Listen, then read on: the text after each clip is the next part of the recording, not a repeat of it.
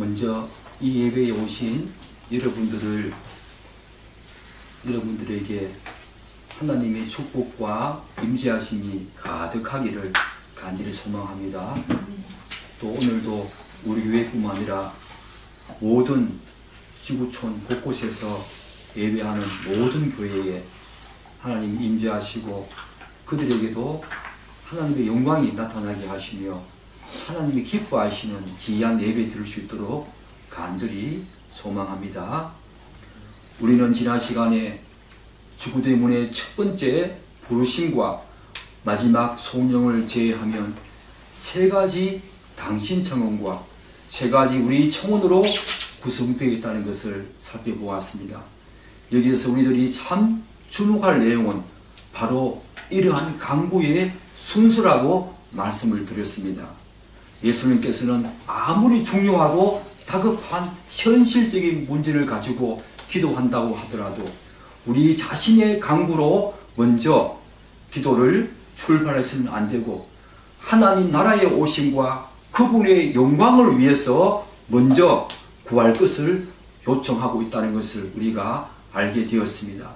이것은 예수님께서 모든 예수를 믿는 성도들에게 하나의 기도의 모범으로 주신 원칙이자 원리이기 때문에 성도들은 이러한 기도의 순서를 반드시 지키면서 기도해야 하는데 너무나 안타까운 사실은 실제 저를 포함한 여러분들의 기도의 모습을 보면 이 세 가지 당신 청원에 대한 기도가 너무나 미흡하고 결여되어 있다는 것을 보게 됩니다. 그리고 설령 그렇게 기도한다고 하더라도 그 의미에 대해서 너무나 피상적으로 알고 한다는 것을 저는 많이 깨달았습니다. 제가 그랬다는 거지요.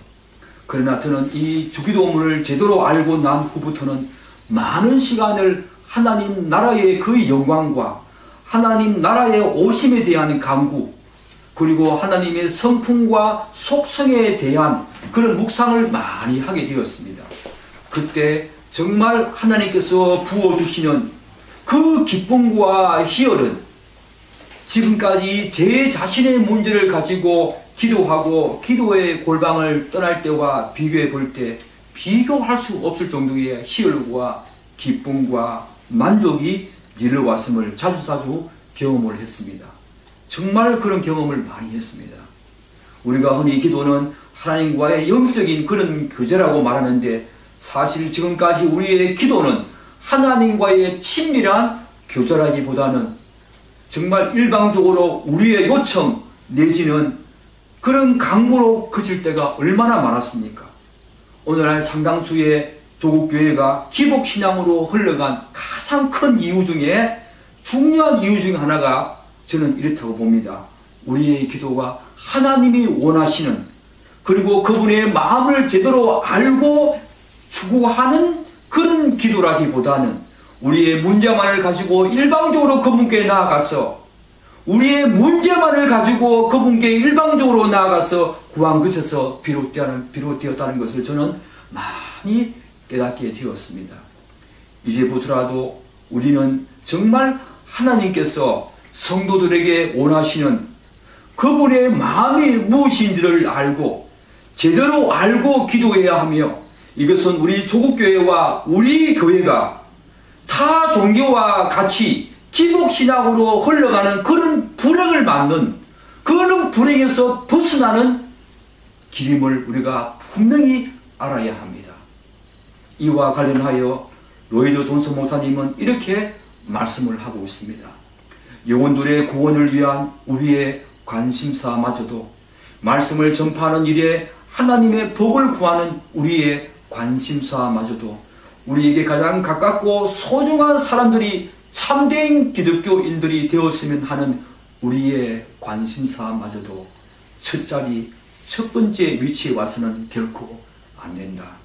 또한 그것이 우리의 병이든 전쟁이든 재난이든 혹은 우리에게 닥친 무서운 문제이든 이런 것은 중요하지 않다. 그것이 무엇이든 우리 주님께서 가르치신 순서를 보지 못해서는 안 된다. 우리 자신과 우리에게 필요한 것들을 생각하기에 앞서 심지어 다른 사람들을 위해 우리의 관심사에 앞서 하나님과 그의 영광과 명예와 이름에 대한 그런 지대한 관심사로 기도로 나아가야 한다. 여러분, 얼마나 이 주기도문을 제대로 알고 해석을 했습니까? 정말 이 로이드 존슨 목사님의 이 말씀을 듣고 난 다음에 저는 많은 것을 깨달았습니다. 이게 옳은 기도구나. 우리에게 이런 기도가 너무나 부족했구나. 조국교회에서 이런 기도의 문제를 가지고 기도의 양을 많이 늘려서 기도하라, 기도하라. 그런 인물들을 가지고 기도의 사람의 인물들을 가지고 많이 기도에 대한 강의와 설교를 많이 들었지만 정말 주기도문이 담고 있는 하나님의 그 마음과 하나님의 뜻과 목적에 맞는 기도가 무엇인지에 대해서는 저 같은 목회자가 많이 제대로 가르치지 못했음을 제 자신이 깨달으면서 제 자신이 많이 후회하고 회개했습니다. 정말 기도의 양이 문제가 아닙니다. 기도의 질이 문제고 그분의 뜻과 목적이 무엇인지를 알고 기도하는 것이 얼마나 중요한가. 정말 자신의 신앙생활에서 뿐만 아니라 조국교회가 다시 일어나기 위해서는 그분의 나라가 이 땅에 오심과 그분의 영광과 이름이 거룩히 여김을 받도록 그렇게 살아낸다면 조국교회는 다시 일어설 것이고 다시 우리에게 소망과 기회가 있다고 저는 생각을 합니다. 결국 저는 하나님의 마음에 합당하고 그분의 마음을 제대로 헤아리고 기도할 때에 그리고 성도들이 이 땅이 아니라 궁극적으로 도래할 하나님 나라에 대한 소망 그리고 그분의 영광을 구하는 기도를 드릴 때에 정말 신앙인다운 삶으로 또한 삶이 드러나는 신앙인으로 나아가는 중요한 통로가 된다고 생각을 합니다. 기도가 정말 하나님과의 영적인 교제가 되려면 예수님께서 가르쳐 주신 이 기도의 순서, 그분의 나라와 영광을 위한 기도가 충만하고 많아져야 하며 비로소 그때 정말 믿음의 선진들이 느꼈던 그 기도의 맛을 제대로 음미할 수 있고 그분과의 깊은 영적인 관계와 교제 안으로 들어갈 수 있으며 우리의 삶이 달라지는 올바른 기도로 나아갈 수 있다는 것을 저는 주기도문을 제대로 알고 난 후에 개인적으로 많이 느끼고 깨달았습니다. 사랑하는 여러분, 그렇다면 마태복음 이 주기도문에서 세 가지 당신 강구, 당신에 관련한 그 청원 중에 첫 번째 강구가 무엇입니까? 우리 마태복음 6장 9절을 다시 한 번 더 읽어보겠습니다. 읽겠습니다. 그러므로 너희는 이렇게 기도하라. 하늘에 계신 우리 아버지여 이름이 거룩히 여김을 받으시오며 예수님께서는 하나님을 향한 첫 번째 강구로 그분의 이름이 거룩히 여김을 받도록 강구하라고 우리에게 요청을 하고 있습니다. 이것은 십계명의 1계명과 특별히 3계명과 깊은 관련이 있지요. 사랑하는 여러분, 십계명의 3계명이 무엇입니까? 그분의 이름을 망령되이 부르지 말라. 지난 시간에 우리는 이 주기도문의 순서가 주기도문의 그 구조가 십계명과 팔복과 많이 닿아 있다는 것을 우리가 살펴보았지요. 그분의 이름이 거룩히 여김을 받도록 당신 청원 중에 가장 먼저 요청하라고 하는 이 말씀에 우리는 귀를 기울여야 합니다. 그 순서가 어떤가를 당신 청원이라도 가장 먼저 등장하는 것이 그분의 영광과 그분의 이름이라는 거예요. 얼마나 중요합니까? 여기에서 거룩히 여기라 이 말은 구별되다, 존경받다 라는 그런 의미로 볼 수가 있습니다. 그렇다면 무엇으로부터 구별된다는 말씀입니까? 바로 모든 피조물들과 구별된다는 것이지요. 왜냐하면 그분은 모든 만물의 우주 만물의 창조자이시고 지금도 그것을 섭리하시고 다스리시는 주권자 통치자이시기 때문에 모든 만물과 그분은 분명히 구별되어야 합니다. 그리고 자연스럽게 모든 피조물들과 구별된 그분은 또한 모든 피조물로부터 존경을 받아야 하는 것이 마땅하며 바로 그것이 거룩히 여김을 받다라는 의미로 볼 수가 있습니다.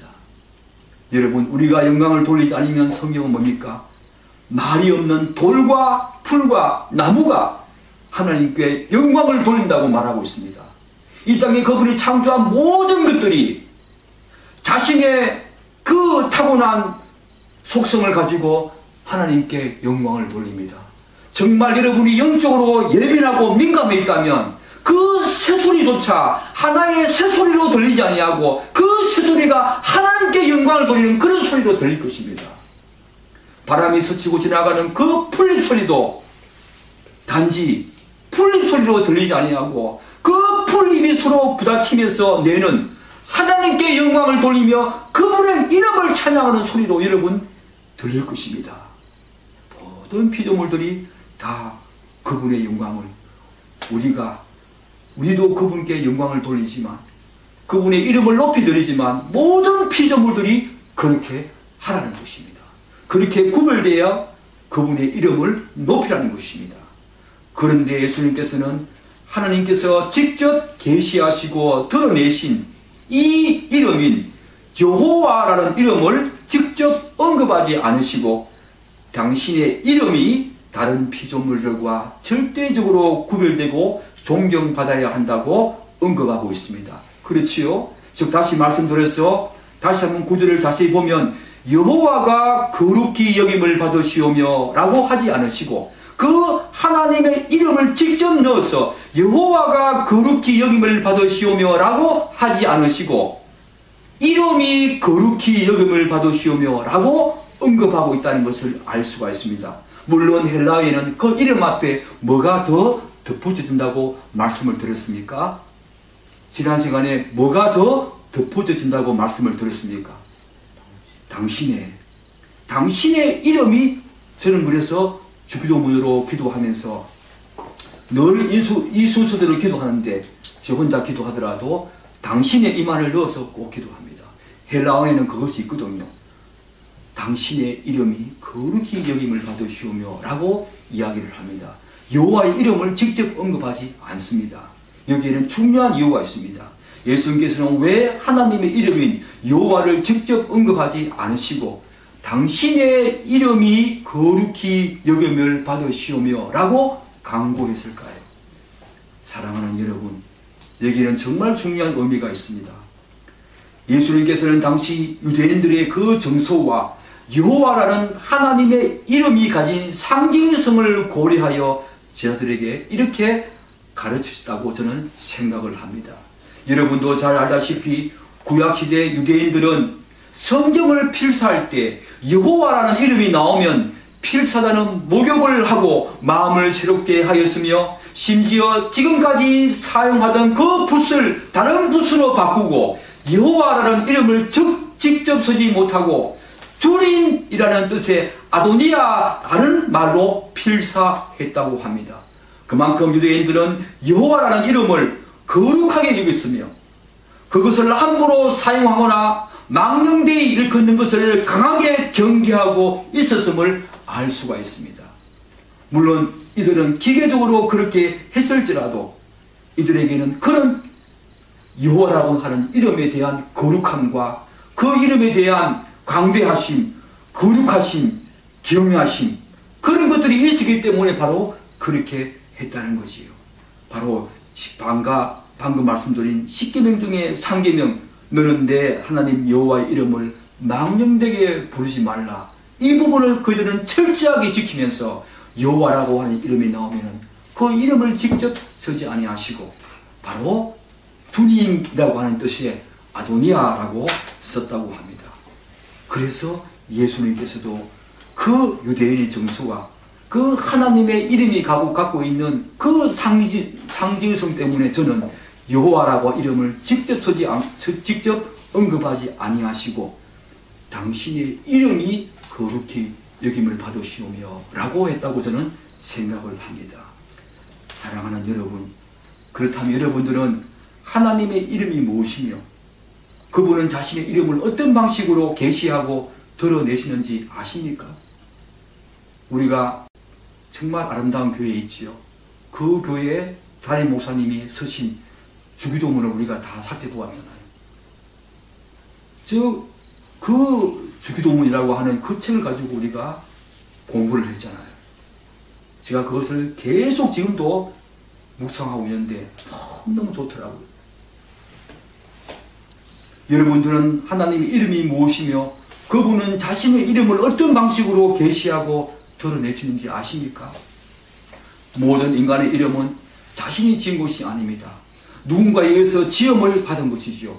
그러나 하나님께서는 두 가지 방식으로 자신의 이름을 계시하고 드러내셨습니다. 하나는 하나님께서는 자신의 이름을 스스로 계시하시고 드러내셨습니다. 우리가 잘 알다시피 여호와라는 이름은 인간이 지은 것이 아닙니다. 하나님께서 직접 모세에게 계시하시고 드러내신 이름이지요. 그래서 출애굽기 3장 14절에서 이렇게 말씀하고 있지요. 하나님이 모세에게 이르시되 나는 스스로 있는 자이니라. 또 이르시되 너는 이스라엘 자손에게 이같이 이르기를 스스로 있는 자가 나를 너희에게 보내셨다 하라. 이렇게 말하고 있지요. 여호와라는 이름은 여기서 우리가 보다시피 스스로 있는 자, 스스로 계신 자라는 의미가 있습니다. 그러니까 하나님은 모든 피조물들과 달리 누군가에 의해서 지음을 받은 존재가 아니라 항상 살아계시고 스스로 계신 절대자, 자존자라는 것입니다. 또한 여호와라고 하는 이름에는 중요한 의미가 또 있지요. 또 어떤 의미가 있습니까? 거기에는 바로 언약의 신실하신 하나님, 언약의 신실하신 분, 그런 뜻도 있다고 저들이 공부하면서 이야기를 나누었지요. 여러분, 또 다른 하나는 어떻게 하나님께서는 자신의 이름을 계시하시고 드러내시는가 하면은 하나님께서는 이스라엘 백성들을 구원으로 이끌어 가시는 그런 수많은 그 구원사적인 과정과 사건을 통해서 이스라엘 백성들과 맺은 관계에서 자신의 이름을 계시하시고 드러내셨습니다. 다시 한번 말씀드리겠습니다. 하나님께서는 이스라엘 백성들을 구원으로 이끌어 가시는 그런 수많은 구원사적인 사건과 과정 속에서 이스라엘 백성들과 맺은 그 언약 관계에서 자신의 이름을 드러내시고 계시하셨습니다. 우리가 알고 있는 수많은 이름이 있죠. 여호와 이레, 준비하시는 여호와, 여호와 라파, 고치시는 여호와, 여호와 니시, 승리의 깃발 되시는 여호와, 여호와 살롬, 평화가 되시는 여호와, 여호와 로이, 목자가 되시는 여호와, 여호와 지드케누, 의로우신 여호와, 여호와 삼마, 거기 계시는 여호와, 여호와 사바오트, 만군의 여호와 등 이런 수많은 이름들은 이스라엘 백성들을 구원으로 이끌어 가시는 그런 어떤 과정과 사건을 통해서 이런 이름들을 그들과 이스라엘 백성들과 맺은 관계에서 이런 이름들을 계시하고 드러내셨습니다. 수많은 성경 구절에서 이런 이름이 나오지요. 이를 통해서 볼 때 하나님과 관련된 이름은 하나님의 성품과 속성과 그분의 성격과 깊은 관련이 있음을 우리가 알 수가 있습니다. 특별히 하나님께서 선택한 자기 백성들을 구원으로 이끌어 가시는 그 과정 속에서 그들에게 보여주신 수많은 사건을 통해 자신의 이름을 계시하시고 드러내셨음을 알 수가 있습니다. 혹시 여러분의 하나님은 여호와 이레 있습니까? 여러분의 삶을 준비하시는 여호와, 그런 경험을 했습니까? 혹시 여호와 라파 계십니까? 여러분이 병에 또한 수많은 문제 앞에서 당황하고 있을 때 고치시는 여호와, 그런 여러분들 경험했습니까? 혹시 여호와 사바오트, 만군의 여호와, 어떤 신들보다 참신이시고 모든 우상들보다 더 뛰어나신 만군의 여호와, 그런 경험을 하셨습니까? 혹시 여호와 니시를 경험하셨습니까? 승리의 여호와, 여호와 살롬을 경험하셨습니까? 우리도 동일하게 이런 이름들을 경험해야 합니다. 수많은 사건들, 특별히 여러분들과 제가 구원으로 가는 그 과정 속에서, 사건 속에서 성경 속에 드러나 있는 그 자신을 드러내신 이 여호와라고 하는 수많은 이름들을 우리는 경험해야 하고, 그 과정 속에서, 성화의 과정 속에서, 구원의 길을 가는 과정 속에서 우리들은 이런 이름들을 이스라엘 백성들처럼 동일하게 경험할 것입니다. 준비하시는 여호와, 우리를 고치시는 여호와, 우리의 평화가 되시고 살롬이 되시는 여호와, 목자가 되시는 여호와, 수많은 이름들을 여러분들은 경험하실 것입니다. 그렇게 경험하시기를 축복합니다.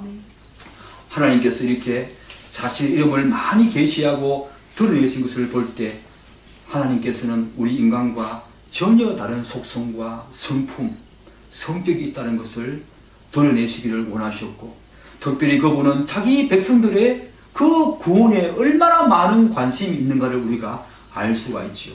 그런데 방금 살펴보았듯이 여호와라는 이름 자체가 영원히 살아계시고 스스로 계신 자존자, 절대자 또는 언약에 신실하신 그런 하나님이라는 뜻을 담고 있다고 제가 말씀을 드렸지요.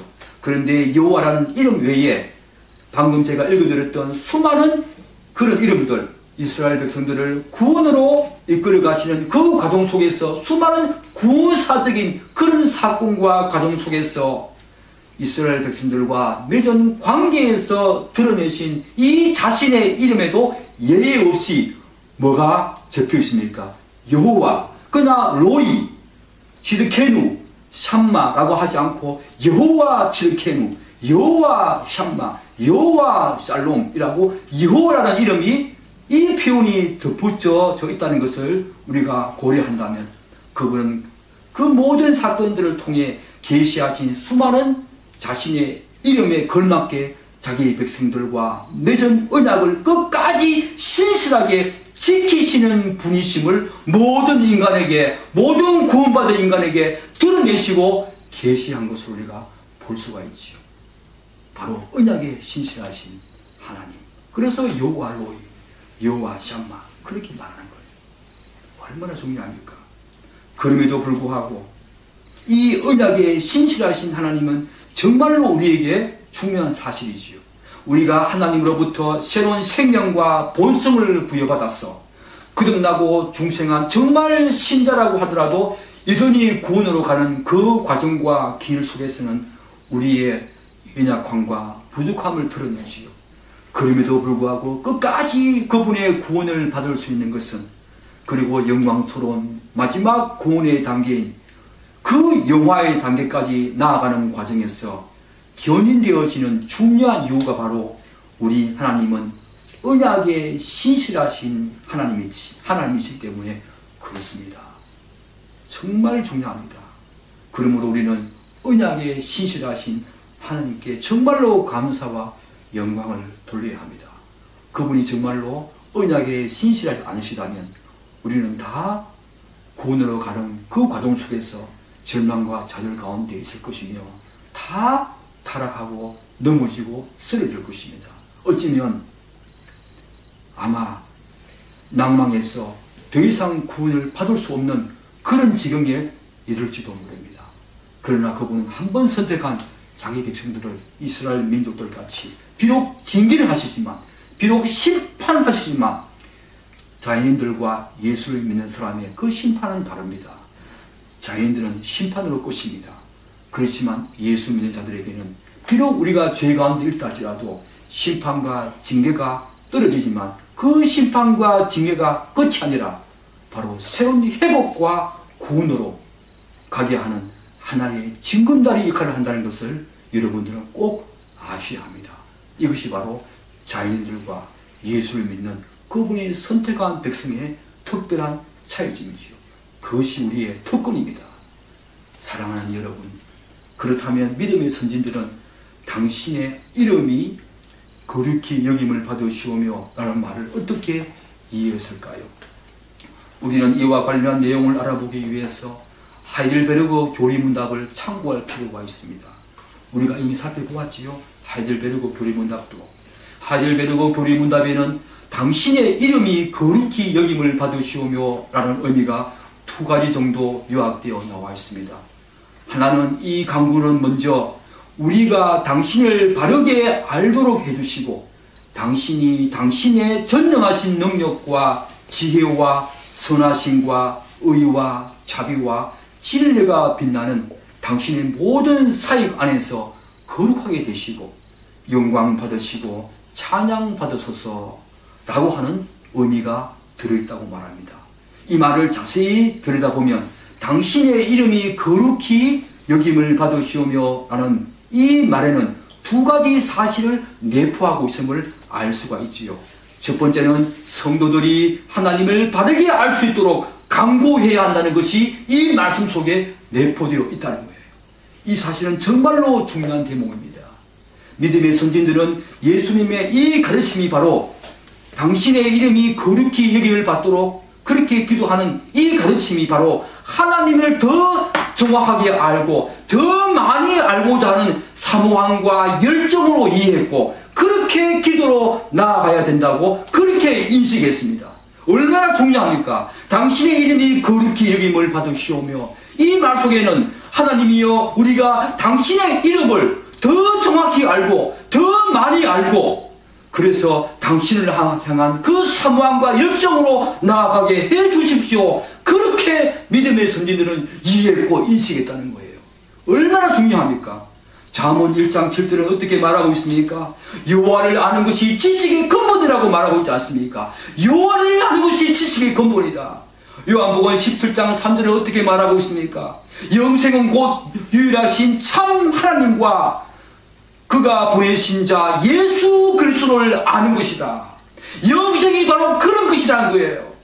성경에서 말하는 영생은 1차적으로 오래 사는 그런 시간적인 개념이 아닙니다. 성경에서 말하는 영생은 생명 그 자체이신 하나님과의 관계 개념입니다. 영생에서 중요한 것은 그것의 질입니다. 질, 양이 아니라. 그러므로 영생은 시간이 이전에 영원하신 하나님과의 관계요, 그분과의 관계 속에서 가지는 상태이기 때문에 지금 현재부터 우리가 영생을 누리고 있고 소유하고 있다는 거예요. 여러분들이 정말로 그분을 믿는다면 영원한 관계 속에 이미 들어와 있는 것입니다. 이 땅에서 벌써 하나님 나라가 임했고 영생이 이미 임했습니다. 여러분들이 지금 영생을 누리고 있어야 합니다. 정말 예수를 믿는 사람이라면 그분의 관계성 속에서, 그분의 영적 관계성 속에서 그분을 누려야 합니다. 영생은 1차적으로 시간적인 개념이 아닙니다. 관계의 개념입니다. 그 관계 속에서 영원한 시간 개념 안에서 그 관계가 계속 지속되어진다는 것, 그분을 더 알아간다는 그 의미가 당신의 이름이 거룩히 여김을 받으시오며 그 의미 속에 있다고 믿음의 선진들은 고백했습니다. 여러분, 이 교리를 아는 것이 어찌 그리 중요하지 않습니까? 그런데 왜 많은 사람들은 교리를 딱딱하게 생각하고 왜 무시합니까? 정말 잘못된 것이죠. 우리가 정말 이 교리 위에 굳게 서 있다면, 우리가 이런 교리를 안다면 얼마나 믿음의 그 생활이 풍성하고 풍요했겠습니까? 저는 참 이해가 안 됩니다. 오늘 조국교회가 이 교리에서 멀어지는 문제는 상당히 문제가 있다고 생각합니다. 이 성경 그 자체가 교리입니다. 이 성경 그 자체가 교리라고요. 그런데 그걸 무시합니다. 절대로 그렇지 않습니다. 여러분, 제가 지극히 말씀드릴 건데 교리를 무시하는 교회 있다면 여러분 나오십시오. 그것은 정말 잘못하는 겁니다. 두 번째는 우리가 하나님을 위해서 무엇인가를 함으로써 이 이름이 거룩히 여김을 받으시오며 라고 하는 이 말 속에는 우리가 하나님을 위해서 무엇인가를 함으로써 그분의 영광을 드러내는 것이 아니라 하나님 스스로가 당신의 전능하신 능력과 지혜와 선하심을 통해서 당신의 사역 안에서 스스로 영광을 드러내셔서 거룩하게 되시고 영광을 받으시도록 우리 성도들이 그분께 간구해야 한다는 것입니다. 여러분, 이 말씀 이해가 됩니까? 제가 아까 뭐라고 말씀드렸습니까? 당신의 이름이 거룩히 여김을 받으시오며, 여기에는 이 첫 번째가 성도들이 바르게 알 수 있도록 간구하는 것이 하나님을 바르게 알 수 있도록 간구해야 된다. 그 말이 내포되어 있다고 말씀드렸고, 지금 두 번째는 뭐냐면 당신 스스로가, 하나님 스스로가, 우리가 아니라 당신 스스로가 하나님의 그 수많은 사역 속에서, 사건 속에서 당신의 영광을 받으시고 당신 스스로가 영광을 드러내 높아지시기를 간구해야 한다는 것입니다. 사랑하는 여러분, 정말 중요합니다. 당신의 사역 안에서 스스로 영광을 드러내셔서 거룩하게 되시고 영광을 받으시도록 우리 성도들이 그분께 간구해야 한다는 것을 우리가 여기서 알 수가 있습니다. 이사야 41장 20절 이렇게 말하고 있습니다. 이사야 39장까지 그 이스라엘 백성들을 향해서 심판을 선포하신 하나님께서 이제 40장부터 대전환을 이루고 가시는데 41장에서 41장 20절에서 이스라엘을 회복시키시는 하나님이 이렇게 말씀하고 있습니다. 무리가 보고, 이스라엘이 회복되는 모습을 보고 무리가 보고 여호와의 손이 지으신 바요, 이스라엘의 거룩하신 이가 이것을 창조하신 바인 줄 알며 함께 헤아리며 깨달으리라, 이렇게 말하고 있습니다. 에스겔서 30장 8절은 어떻게 말하고 있습니까? 내가 애굽에 불을 일으키며 그 모든 돕는 자들을 멸할 때에는 그들이 나를 여호와인 줄 알리라.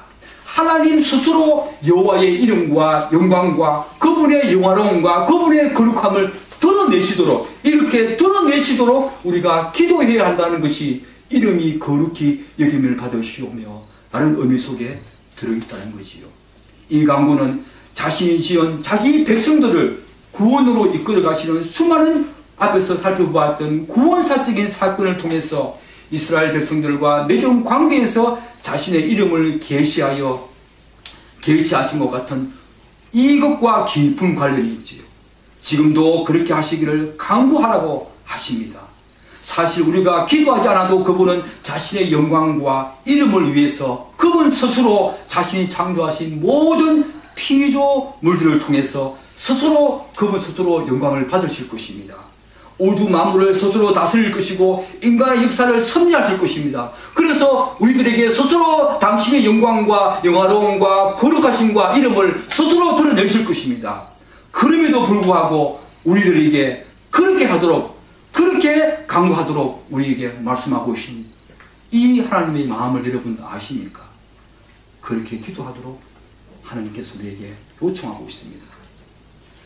하이델베르그 교리문답에 나와 있는 당신의 이름이 거룩히 여김을 받으시오며 라는 또 다른 의미는 당신의 이름이 우리 때문에 더럽혀지지 않고 항상 높임을 받고 찬양 받으실 수 있도록 우리가 우리의 전체, 곧 우리의 생각과 말과 행동, 전 존재, 전 인격을 다해서 우리의 말과 행동과 전 존재를 다스려 주옵소서 라고 하는 어떤 간구라고 합니다.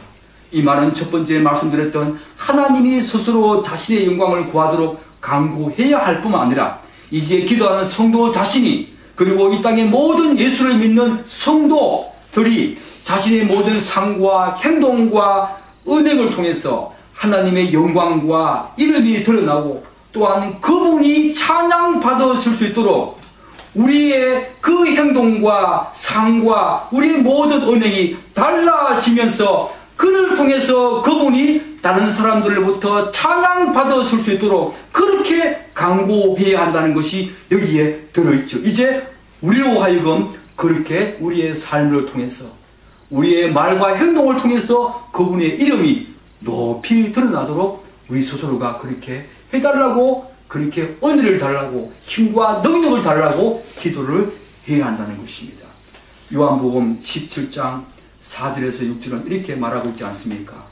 아버지께서 내게 하라고 주신 일을 내가 이루어 아버지를 이 세상에서 영화롭게 하여 사오니, 예수님께서도 이 땅에서 하나님의 그 모든 말씀에 다 순종하심을 통해서 하나님을 영화롭게 하셨다고 말하고 있지 않습니까? 세상 중에서 내게 주신 사람들에게 내가 아버지의 이름을 나타내었나이다, 이렇게 말하고 있습니다. 그러므로 예수를 믿는 참된 제자라면 예수님께서 아버지를 위해서 그렇게 하신 것처럼 우리들도 그렇게 해야 할 줄 믿습니다. 또한 고린도전서 10장 31절은 이렇게 말하고자 않습니까? 그러므로 너희가 먹든지 마시든지 무엇을 하든지 다 하나님의 영광을 위해서 하라.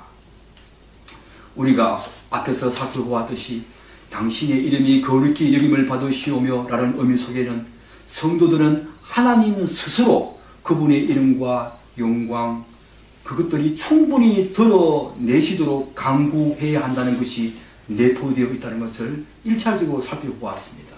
그러나 여러분들은 이제 거듭나고 중생한 성도들에게 당신의 이름과 영광을 드러내는 일에 동참하시기를 바라시는 이 하나님의 마음을 아십니까? 우리가 그런 말과 행동과 정말 다른 사람들에게 감동을 주는 그런 인격을 가지고 하나님의 이름을 높이 올려드리도록 우리에게 그런 하나님의 그 사역에 동참하시도록 하는 이 하나님의 마음을 아십니까? 이 얼마나 영광스럽고 놀랍습니까? 우리가 무엇이간데 하다 남은 막대기보다도 못한 저 벌거리는 저 먼지보다 못한 우리를 구원하신 우리가 누구간데 하나님께서 그분의 그 영광스러운 사역에 우리가 동참하시도록 초청하고 있단 말입니까? 여러분, 우리가 그것을 안다면 하나님께서 우리를 얼마나 높여주셨는지 안다면 이제 그분의 사역에 우리도 함께 동참해야 될 줄 믿습니다. 거듭난 성도가 자신의 삶과 말과 행동으로 하나님의 이름과 영광을 드러내고 그분을 욕되게 하지 않기 위해서 아무리 노력한다고 하더라도 그분 스스로 자신의 이름과 영광을 드러내고 계시하는 것과 비교하면 아무것도 아닐 것이며 너무나 초라할 것입니다. 그럼에도 불구하고 하나님께서는 성도들에게 그것을 요구하고 있다는 것은 정말 중요한 부분입니다. 우리의 삶과 말과 행동이 다른 사람들에게 감동을 주어서 그로 말미암아 다른 사람이 우리가 믿는 하나님을 높이 올려드리며 그분의 이름을 찬양하며 그분께 영광 돌리도록 해야 한다는 것, 그분의 그 사역에 우리를 동참시키시기를 바라시는 이 놀라운 사역은 정말 중요한 요청이고 너무나 중요한 부분이죠. 그분은 모든 우주 만물의 창조주로서 모든 피조물과 구별되고 다르듯이 이제 성도들도 그들의 삶 속에서도 예수를 알지 못하는 이 자연인들과 다르게 살기를 원하시며 그것을 통해서 성도가 하나님의 영광과 그 이름을 드러내시기를 기대하고 있다는 것을 여러분들은 분명히 아셔야 합니다. 그래서 예수님께서는 성도들이 하나님을 향하여 기도로 나아갈 때에 이 강구를 가장 먼저 하라는 것입니다. 그러므로 우리는 당신의 이름이 거룩히 여김을 받으시오며 라고 기도하면서 자신이 그렇게 살고 있는지 그것을 점검해야 하고 돌아봐야 합니다. 그렇게 살지 못했다면 절실하게 회개하면서 다시 하나님 앞에 겸비하여 그렇게 살아갈 수 있도록 굳게 다짐하면서 그분의 힘과 능력과 지혜를 은혜를 구해야 합니다. 그런데 예수님께서는 이렇게 하나님의 영광을 위해서 먼저 기도할 것을 요청하시는데 우리의 기도는 그저 우리들의 일용할 양식을 위해서 아니 자신의 영광을 위해서 기도한 적이 얼마나 많습니까? 그래서 오늘 우리가 이렇게 삶이 없는 예수를 믿는다고 하면서 삶이 없는 이런 주기도문을 못 드리니까 삶이 없는 그런 신앙 그렇게 되었다고 저는 서두에 한번 말씀을 드렸습니다. 만약 우리의 기도가 하나님 스스로 하나님의 영광과 그의 이름이 높아지기를 기도했다면 그리고 한 걸음 더 나아가서 우리 성도들의 전 인격을 통해서 전 존재와 인격을 다해서 그리고 우리의 모든 삶과 행동과 말이 먼저 그분을 위해서 기도했다면 우리 교회와 조국교회가 오늘날과 같이 세상 사람들로부터 손가락질을 당하는 모습은 지금보다 훨씬 적었을 것이라고 저는 확신을 합니다. 지금이라도 늦지 않았습니다. 우리 주기도문을 제대로 알고 기도합시다. 하나님이 무엇을 원하시는지 제대로 알고 기도합시다. 그리고 제대로 가르치는 교회가 됩시다. 지금까지 하늘에서 아버지께서 우리의 기도를 보고 얼마나 개탄하고 탄식할 것을 생각하니 가슴이 너무 아프고 찢어지는 모습을, 정말 타들어가는 모습을 저 자신에게 많이 발견합니다. 우리는 그런 마음이 다 같이 있어야 합니다. 마태복음 5장 16절은 뭐라고 말하고 있습니까? 이같이 너희 빛이 사람 앞에 비치게 하여 그들로 너희 착한 행실을 보고 하늘에 계신 너희 아버지께 영광을 돌리게 하라 했잖아요. 이제 우리의 기도는 달라져야 합니다. 우리가 아무리 절망적인 상태와 상황이 있다 하더라도, 그런 어려움 속에 있다고 하더라도 우리는 잠깐 멈추어 서서 진정으로 하나님께서 원하시는 기도의 모습이 어떠한지를 곰곰이 생각해 보아야 합니다. 그런 어려움 또한 하나님의 섭리 가운데 하나님께서 허락하신 것이라면 우리는 그런 어려움과 환난과 고통과 그런 과정을 통과하면서 하나님의 영광을 드러내며 그분의 이름을 영원하게 할 수 있는 그런 것들을 기회로 삼고 기도로 나아가야 합니다.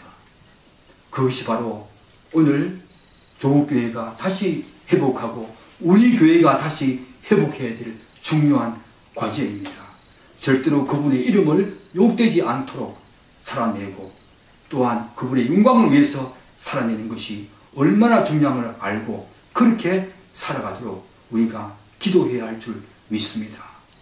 사랑하는 여러분, 이번 일주일 동안 기도하실 때에 이 주기도문을 기억하시면서 여러분의 골방에서, 기도의 골방에서 이 주기도문을 많이 묵상하고, 첫 번째는 내가 하나님을 더 많이 알 수 있도록 그렇게 기도하시고, 그리고 하나님 스스로 당신의 이름을 높이시며 당신의 영광을 높이시며 드러내시도록 기도하고, 우리의 삶과 인격과 우리의 모든 말과 행동을 통해서 다른 사람들이 우리의 그런 것을 통해서 하나님의 이름을 높이고 영광을 올려드리는 그런 삶을 살아가도록 우리에게 힘을 달라고, 우리에게 지혜를 달라고, 우리에게 명철을 달라고, 우리에게 능력을 달라고 그렇게 기도하는 여러분의 일주일, 아니 여러분의 전 삶이 되기를 간절히 축복하고 기도합니다. 기도하겠습니다.